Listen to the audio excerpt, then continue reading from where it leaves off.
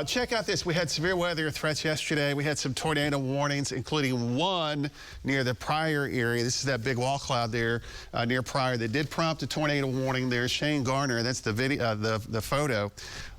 There's a Mesonet site, which is a weather data collection site very close to Pryor. It detected 81.4 mile per hour wind when this system moved through, and that site was not exactly close to this. So we had some really strong winds. We've got no reports of significant damage with several tornado warnings that we had yesterday. But as I always tell you, especially when tornadoes happen in the nighttime hours, folks will get out early this morning with first light and survey their property when my come to see or hear of more damage that took place from those storms yesterday. Tulsa right now is at 52. We're going to drop in the 40s this morning, and then we'll rebound back up to about 53 this afternoon. We'll continue with the temperature trend, upper 40s, lower 50s Wednesday and Thursday. That is still just a little bit above the seasonal average, but it's cool, especially compared to yesterday's highs into the lower 70s. Friday's another one-day warm-up. It's going to be a little breezy again on Friday, kind of windy. And then we have another system that moves through late Friday night and early Saturday.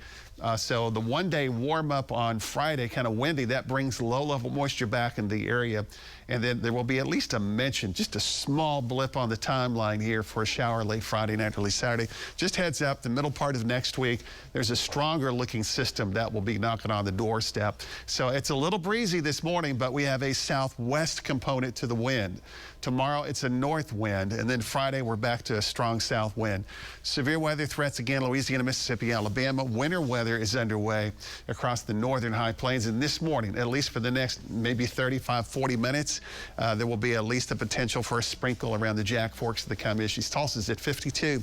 The winds are out of the west at 17 to 23 miles an hour. It's a little breezy, so the number on your screen more than likely will continue to drop.